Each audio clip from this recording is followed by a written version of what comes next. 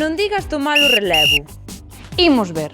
Relevo só pode ser a parte sobresaliente de algo, unha técnica artística ou as variacións dun terreo. Galicia ten un relevo moi accidentado.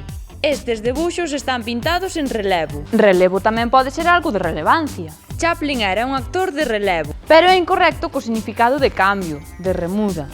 Esa é a palabra adecuada, remuda. Tamén para as carreiras. Participou nunha carreira de remudas, e non de relevos. Como sería entón tomar o relevo? Pois tomar a remuda. De feito, un atleta pode tomar a remuda cando recibe o testemunho, e non testigo, doutro atleta. Ou tamén podes optar por darlle unha volta á frase. En vez de o alcalde decidiu o relevo do concelleiro, A substitución, a destitución, o cesamento, o cambio, o troco ou tamén, máis metafórico, a remuda do concelleiro. Non dirás que non che dou alternativas. Dígocho eu.